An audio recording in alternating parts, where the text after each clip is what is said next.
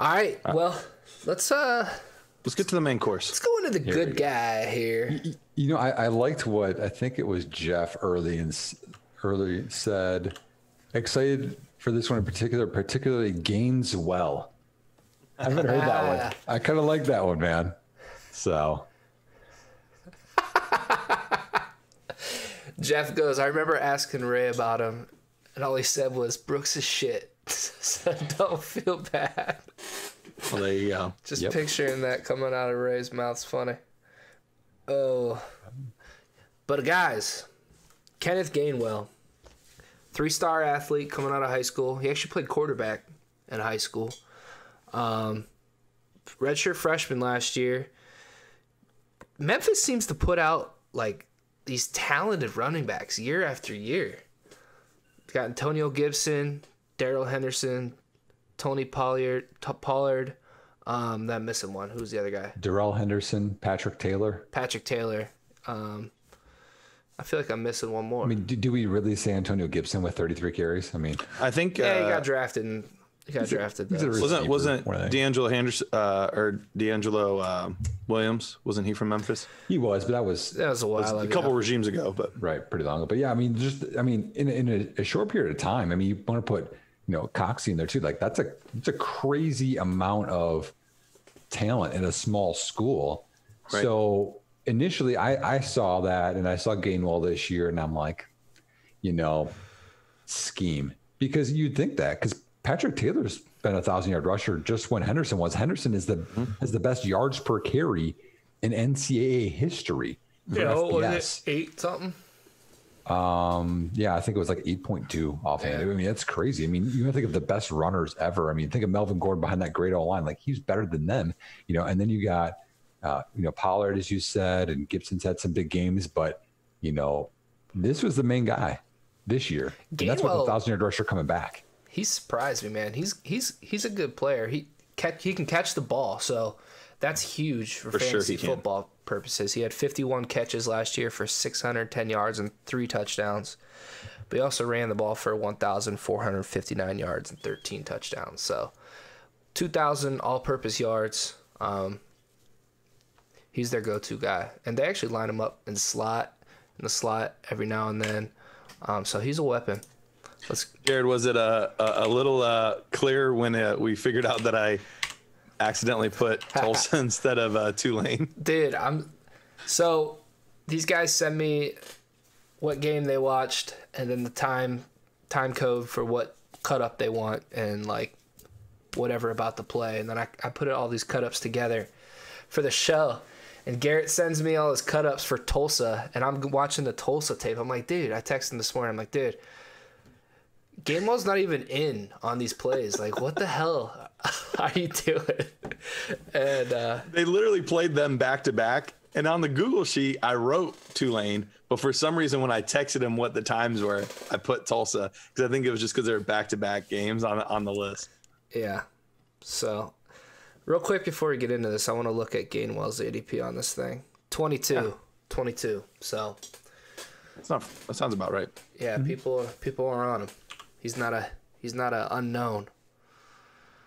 I think we're starting. I actually remember tweeting about him during the season as like some of my deep dive guys that would be worth looking at. Hey, J-Lac. Yeah. What's up? I can see the film on Twitch. I can't see it on our Zoom. Can you see it, Garrett? I'm in the same boat. Huh. We still see the picture of him on Zoom. That's weird because it's going. I mean, I can watch off of Twitch. I'm just letting you know. That's not. Yeah, it might just be a little behind. Yeah. Let me do something real quick here. Stream. There we go. Yep, we're in. That's weird. Yep, we're good. So he fumbles the ball here on this play. Yeah. So this is mine. And I know. I mean, this is no chance. Terrible, right? But as a running back, no matter what, you never fumble the ball. So I don't know if it wasn't in there or not, but yeah, this is it's still a negative. Could have been Brady White's fault.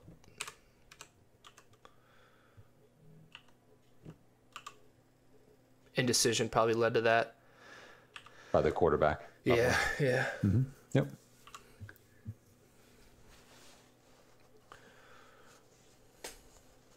I mean, you got these all mixed up. I just put them on. I don't know. I had other plays in that game. Really?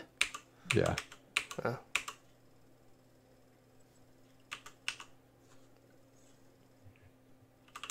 Yeah, that's fine. So this play, if you want to play all the way through, this is Ole Miss. So this is, this is a big competition. This isn't, some cakewalk. First game of the season too. Mm-hmm. What I like about this one is two big things. Well, I guess three things. One is if you go back just on this angle, J-Wack, watch how confident he catches this and tucks. Yeah. There's no struggle at all with his hands. That's a big thing, especially this. I mean, he's got to catch and then turn. He just catches that and, yep, I've been doing this for years, head right upfield. And then the toughness, right, and effort. Yeah, he's got great balance, man. And then balance is the other one. Yep. I mean, look at him. He's got to put his hand on the ground and fights and gets the first down. That's something I saw time after time. It's just the balance. Right there. Yeah. Yep. What's his size here? 5'11", 191. I think he plays a little bigger than that. Yeah, and he's definitely got some room to add a little bit of weight, but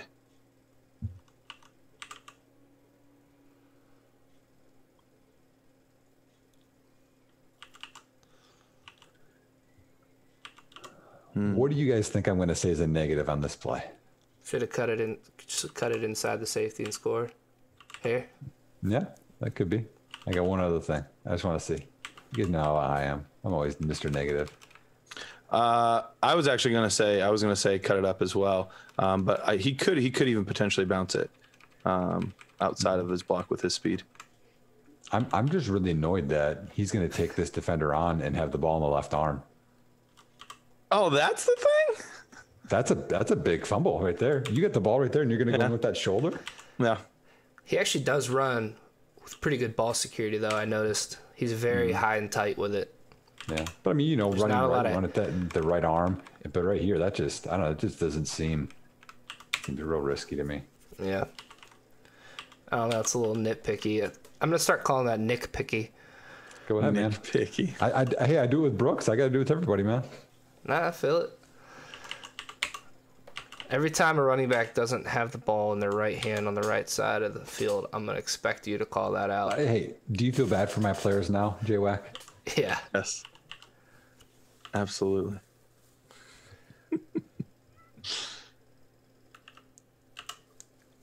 So one of the questions in our chat right now is from Jeff. He said, I would love Gainwell on the 49ers. Curious if you see that as a scheme fit. This is exactly the play I was thinking about, Jeff, because right here, the hole's there, but he still continues to press and get flow before he cuts back inside and then cuts again. If that doesn't look like Raheem Mostert right there, I don't know what does. That was beautiful. I thought balance. Yeah. Stay within the scheme. Great feel. Do you have any comps that you like for him yet? Because I have a guy in mind. I'm curious your thoughts. Who's your guy, Garrett? I see a little bit of Aaron Jones. When I watch Kenneth Gainwell play. Not bad. Yeah, I could see that. Yeah. I mean, like Duke Johnson kind of comes to mind, but I think he's tougher than Duke Johnson. Yeah, and I think he's a little bit bigger. Duke was what, 5'7", 5'8"? Yeah, Duke was. I do like Duke though. I'm not sure he won't score more points than David Johnson this year, but we'll see. Oh man, I'd take that bet. Oh, let's do another one right here. That's a hot take. I'm not willing to take that bet, but. So like right here again, look at that. Like, but he sells it so the other guys stay outside. And they flow. Yep. That's just. And I know people say, "Well, look at that lane, look at that blocking," but he made that, and then the effort right there. Yeah. Like, that kid wants it. Oh, here's my other play. This is the first play of the game, by the way. Yeah. Watch this. Oh, I know what happened. There was like that play happened, and it was like all blurry and fuzzy, and then it happened again, like in the film. I don't know. I had to record it twice. Just play this one out through. This is the first play of the game. Dude, the back end of this is so sexy. The way he sees the hole. Yep.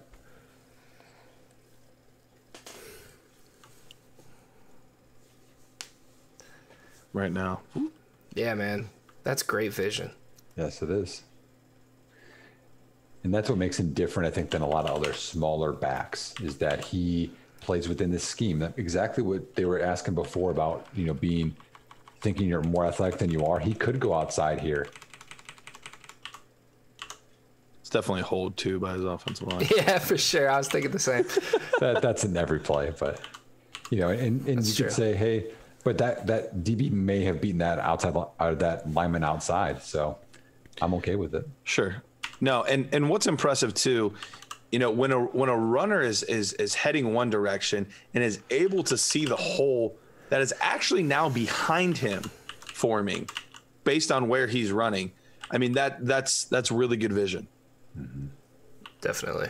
I mean, just anticipation, all that. I mean, he's a natural runner. When I have my issues with Cam Akers and David Montgomery and Darius Geis in college, it's exactly what Gainwell. What up, pal? What they're missing.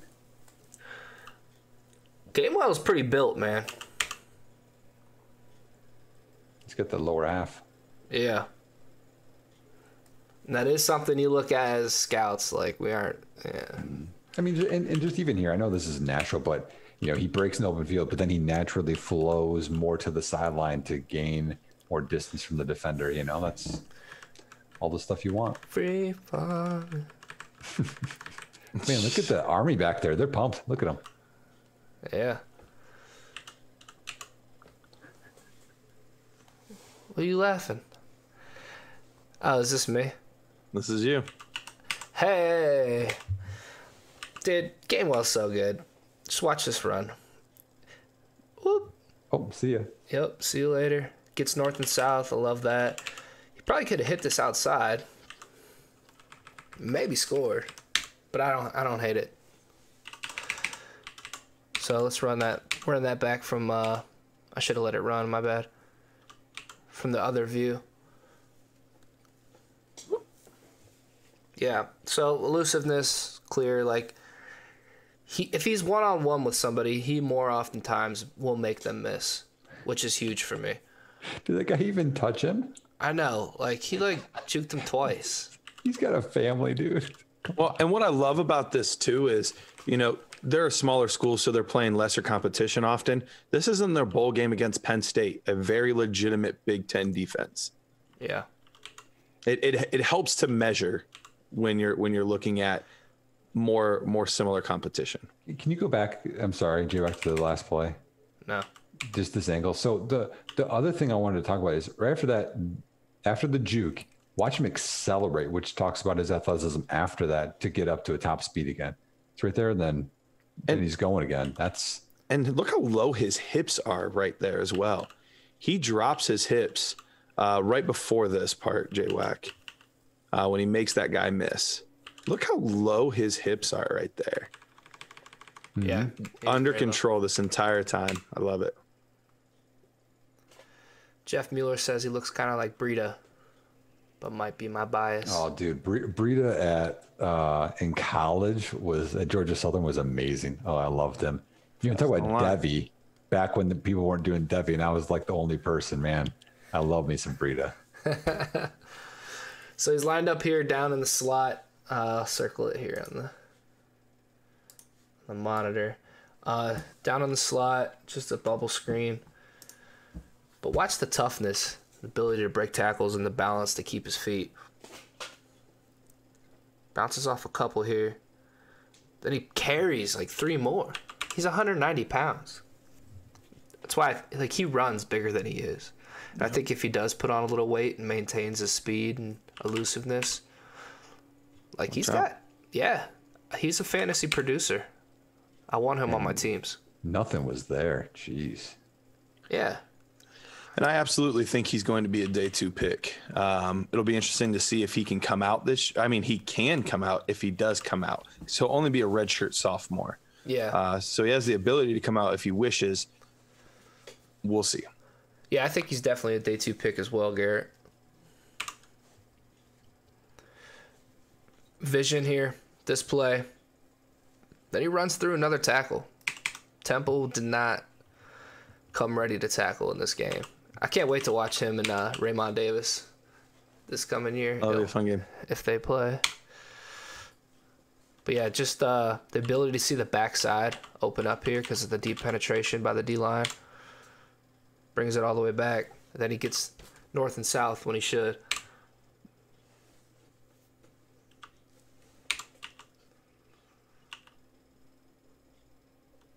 Man, I mean, I don't know. Is the bigger play outside? Can you go to the other angle on this? Is the Should he have outside- kept going? There's a corner and wide receiver out there.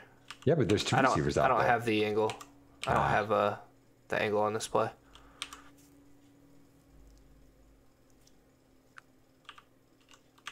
So I thought he did a good job cutting it up.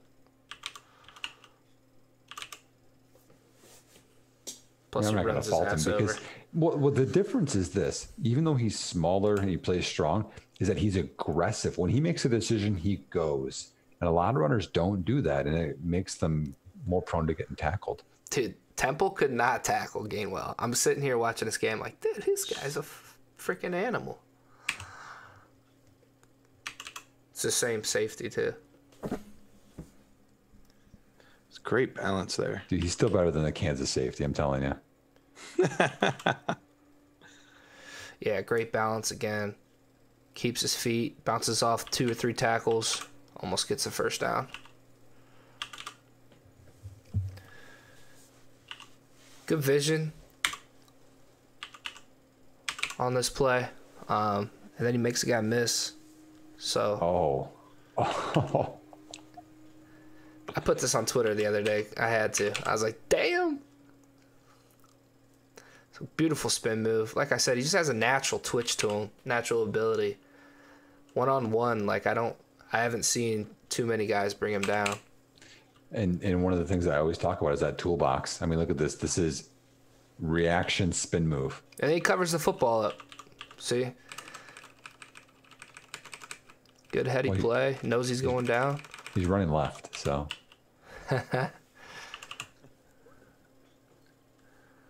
He's got 2 hands on it.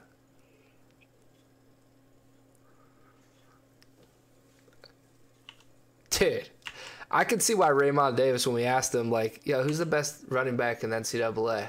Because he freaking was on the torched list. Temple. Yeah, I think he said Gainwell was first.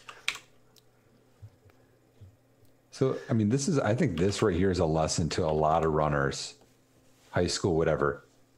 His aggressiveness outran this angle. Because when you talk about like right here, he's closing in, those guys would like maybe hesitate or try and cut back or get cute. And he's like, I'm just going. Yep. And broke the tackles. Just like this little subtle shit at the end, but like he keeps his feet after getting hit like it's nothing, like, you know? Well, and the spin move. Yeah. Just a little extra on top, a little cherry on top.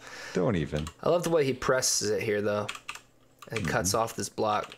Because he already knows where he's going, Yep. but he sells it more. Yeah. Kind of keeps this backside safety honest. Probably He's allows him. sexy, man. He is. All right, here we go. Tulane, not Tulsa. I almost threw some games in. All right, wait, for is this Tulsa. the SMU game? Is this out of order? Yeah, it's probably out of order. Ooh, Okay. my boy's alma mater. There we go. That's Nice true. one. That's true. All right, I like the backside view on this one a lot better.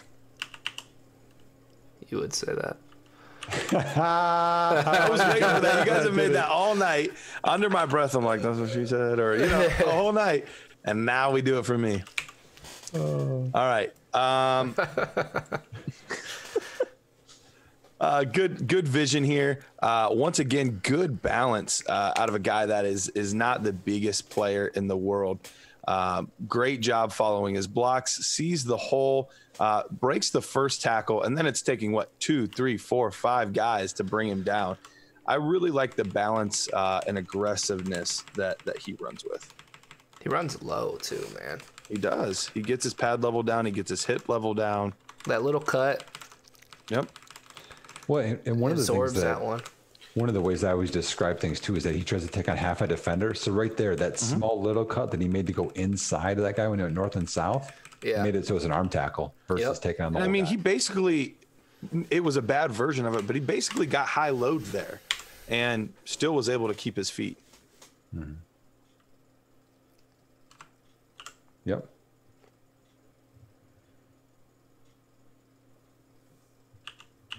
Come on, bring your hands.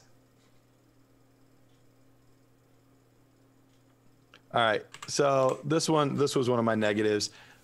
He's not the greatest in pass protection yet.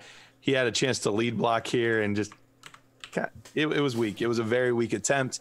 He didn't really throw his weight into it at all. He didn't throw hands, and he was actually extremely indecisive on this too, as opposed to how he was with his running, which actually held his quarterback up quite a bit here. So that is an area that he is going to need to improve on, I think, overall.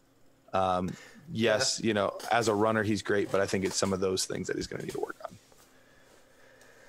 Yeah, there wasn't a lot of repetitions in Pass Pro for any of the games that I watched. Not a lot. They're more often splitting them out, using them as a receiver. Exactly. Looks like we got a question here from Sam. Super broad question, but what is one running back trait that you think is overlooked by the masses, but is something you'd like to see when scouting? I'll let you guys go first if you want. I think for me, it's vision. It's not super hard to tell if a guy is fast. It's not super hard to tell if a guy is strong. And even this is something that, full transparency, I am trying to get better at understanding. But I think until you understand the intent with the blocking scheme, it's really hard to be able to tell if a runner has good vision or not. If you're not sure what the guard is doing there, if you're not sure what type of blocking is going on, like it makes it really difficult to know if that was a good decision or a poor decision. So I think vision is probably one of the most overlooked by the general scouting community.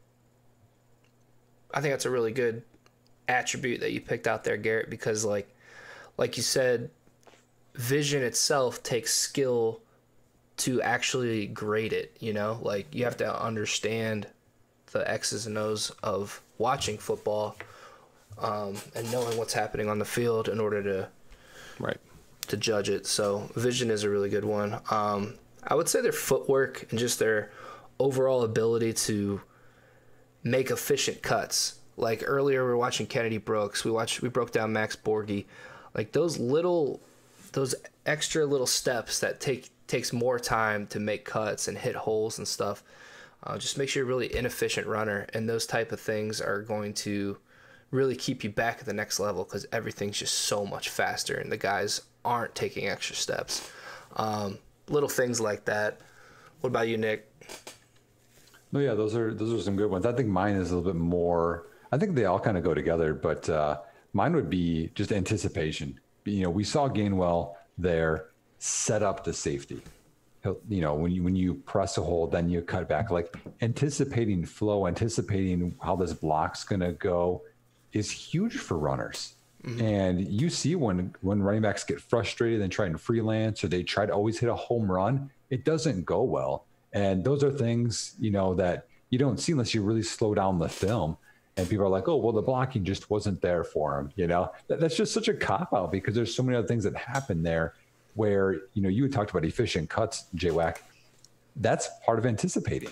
Knowing, hey, the hole's probably going to be here, so I'm going to be underbalanced, and then I'm going to accelerate through it versus just guessing, So that's the problem, is that people think that anybody can play running back, but there are skills to it. It's not just how big and fast you are. Antonio Gibson truthers.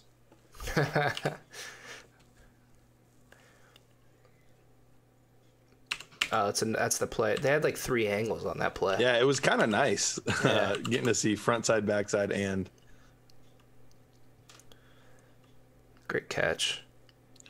So great catch coming back to the ball. But where's he going? That was my problem here. There have been a few times, although excellent job making guys miss.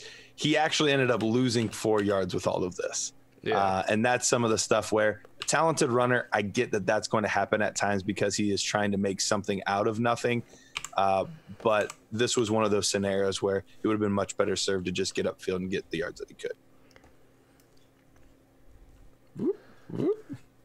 Sam wants to know my personal bias too. I hate spins.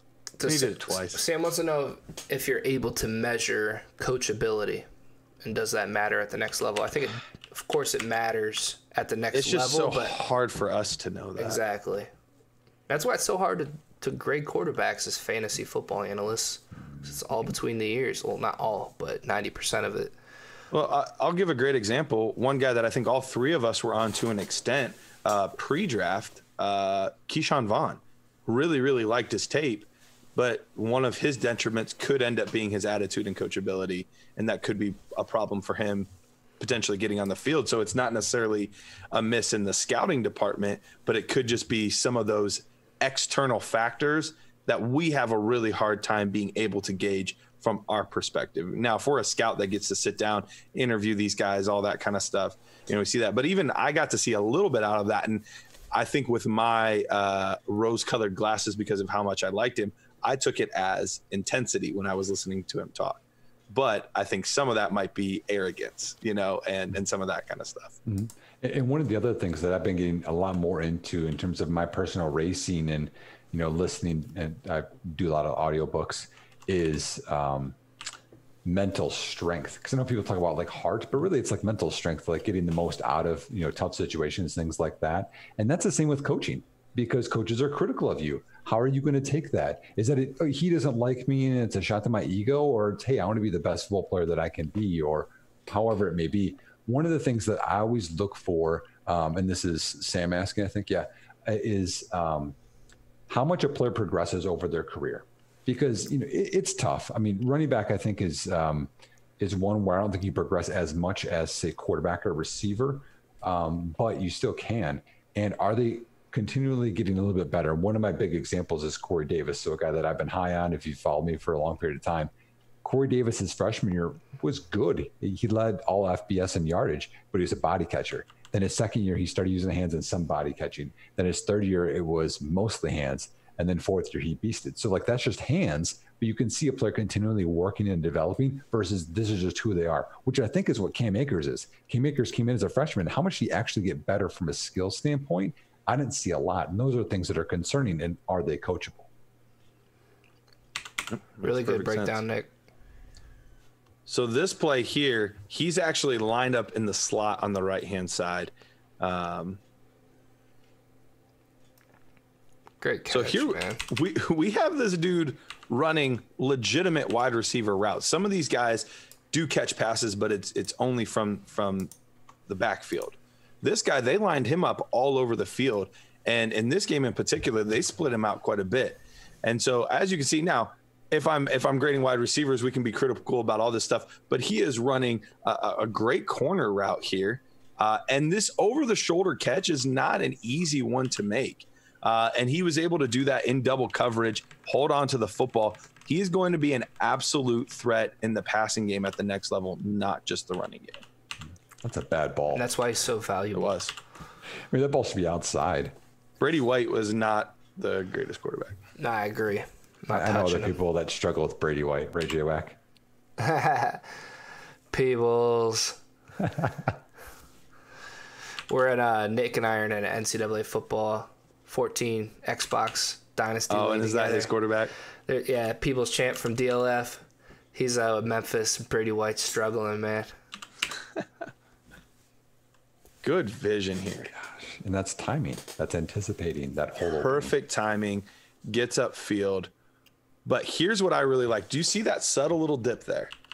That's what helped break this. Right at the line, we have 31, the safety. He makes that little dip, so he starts coming downhill, and then he widens, which was able to beat 31 to the outside. It's subtle, running back just a tiny bit more, right before he gets through the line, Jared. Oh, okay. Yeah. Keep going. Right there. Right there. There is where it is. So go back a tiny bit more. Okay. There. So see, plants and then steps out. Yep, right there. That's exactly it. He's stepping inside, plants to the outside. 31 never ends up touching him. That safety is downhill directly over top of him, and he never ends up touching him. That's the difference between a 8-yard gain, 10-yard gain, and what was it that ended up being 25 yards? That's a huge difference there. And he doesn't create that room if he doesn't press first and anticipate where that hole's coming through. Because if he presses outside, it makes those guys go wide, cuts inside, and then can go back because he already made that space. That's just a scheme knowledge standpoint for him. Mm-hmm.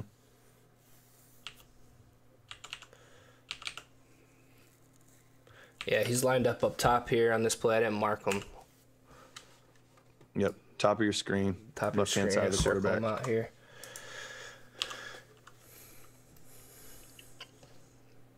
So, damn, dude. What? Bro, that's a running back. I know. That's a running back. Ability to turn your Watch body and make that this catch. catch and this control.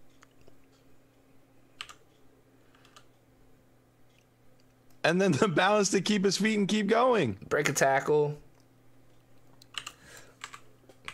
It's a great one to end on. Pretty special play right there. Now, the one thing that I have seen at times that I've noticed for a smaller back, he does not have elite speed. Yeah.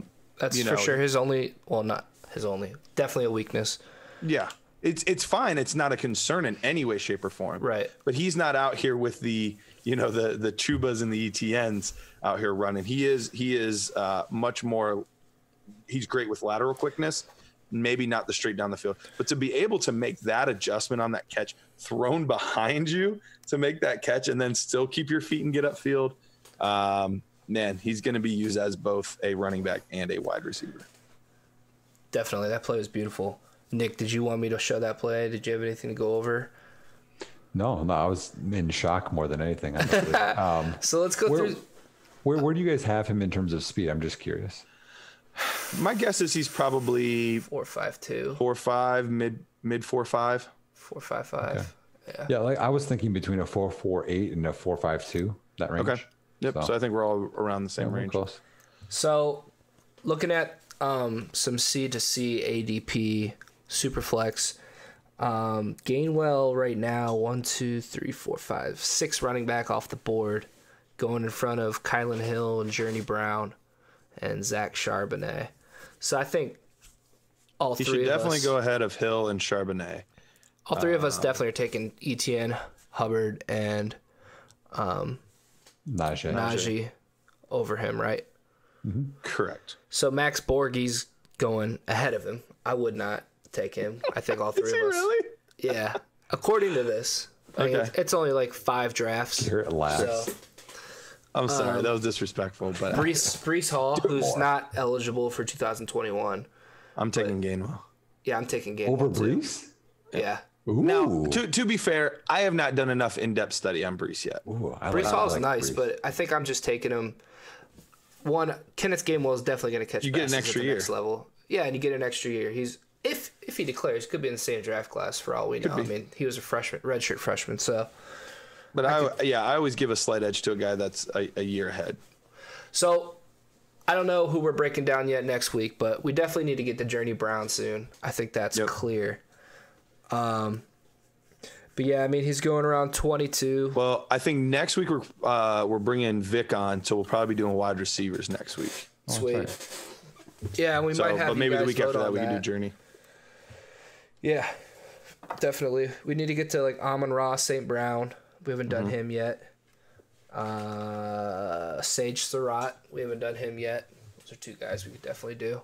But do you guys have any questions before we wrap up here? Is there anything you guys want to talk? Garrett, why don't you tell them about the C2C league that the 3 of us are in, that you, Boz, and Matt put together? So Boz had this idea that he threw out on Twitter about making and I don't even remember the exact wording that he put out there, but basically he wanted to do something where the recruiting process was improved and it was more focused on like recruiting these high school players similar to how it is in NCAA actual football. college football. So I got on there and started like super nerding out. And I made this like 20-minute long video of all of these rules and concepts to make it extremely close and similar to the best of our ability to how you would recruit on NCAA football, some of these guys. So, I mean, education's a factor. You get bonus points for like where you live and where you're recruiting and that type of stuff. The scheme that you're choosing to run is going to play a factor in what guys come to you and which ones don't. If you have high prestige because you did well in the past, if you had a Heisman Trophy winner on your team, like all of these things will be legitimate factors in how well you can recruit some of these players out of high school. So it's a very in-depth league. It's a very intense league, but I think it's going to be really, really fun. I still don't even know all the damn rules. I'm like, what the hell's going on here? Like, oh, this and that. Like, I chose UCLA as my school. They're a diamond academic school. So what scouting bonus do they get then? Recruiting bonus? So assuming that it's of high importance to that player. So each player is going to have 3 things that is randomized before the year, right? That 4, I think, actually. 4. But yeah, so if it's of high importance to him, you get a 20% bonus every time you specifically pitch education to a guy. If it's of middle importance, which is a 3, you'll get a 10% bonus. If it's a 2 or 1, you don't get any bonus while pitching education. Okay. And I got the California recruiting bonus because I'm in Cali. Nice. And then I'm choosing Georgia and Texas as my 2 pipeline states outside of that. There you go. Nick, what school did you choose? The U. Oh, yeah, that's right. And then I'm still debating my pipelines. Probably Cali and Texas. You're on the clock. Am I? Yeah. You've been on the clock since 10:15. The chat actually just asked you, when will Nick Whaley make his pick? While you've been on this show. I know, like, what the hell? How dare you not stop in the middle of the show to make your pick? Kidding. Why do you hate David Montgomery's guts? Asks Samir. We went over that earlier. I don't even want to get into that anymore. Mitchell Kryenbrink asks, what do you think about J-Jaw in year 2? I'll let Garrett answer that. Man, people are sleeping on my boy. He's gonna have a lot of great opportunities. Stop, Nick. You're being disrespectful. You like him? Yes, I absolutely like him. I liked him last year. I liked Jaw last year too. What is wrong with you guys? Well, I know we didn't know each other then, not like we do now, but I really like J-Jaw's film.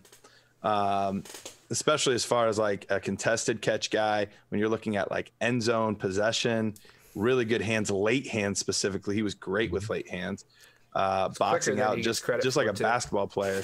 But what does he have besides that? I just named like 5 things. That's the same thing. It's the jump ball thing. I'm asking, but it was route running. Slants. I think he's a very good route runner. I don't see that. He ran a 4.55. So, I mean, he's not going to beat anybody with his speed, but I think he's a good route runner.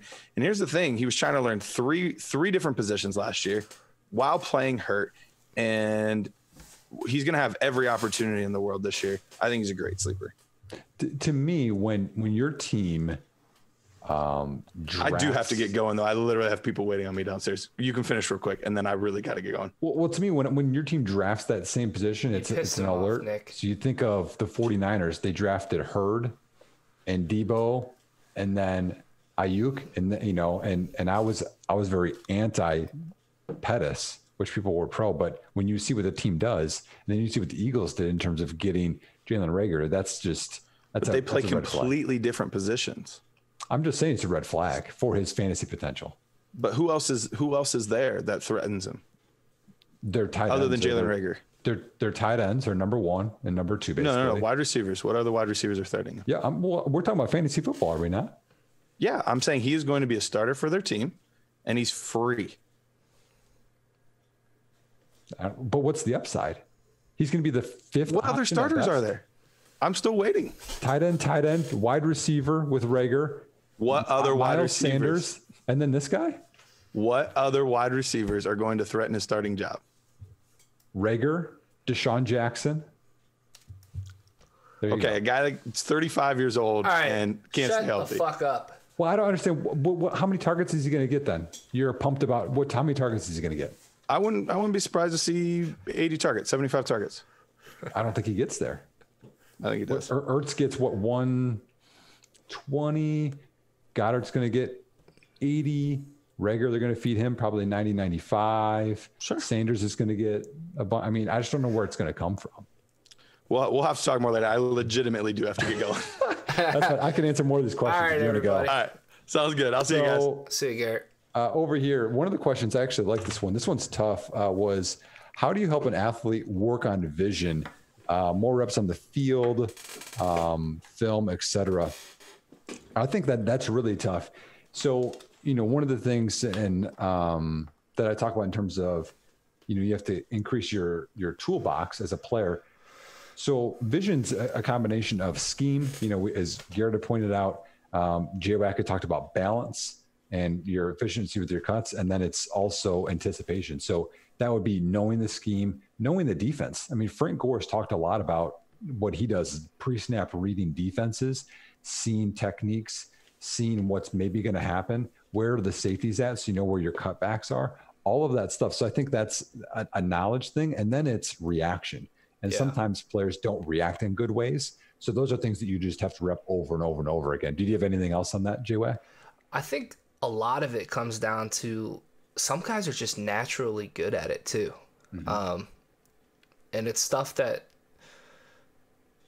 it's tough to teach that kind of stuff because it's, I don't know. It's like when you're playing quarterback and you're just able to kind of anticipate where you're going to go. You have the natural throwing ability. It's stuff like that. It's tough to work on.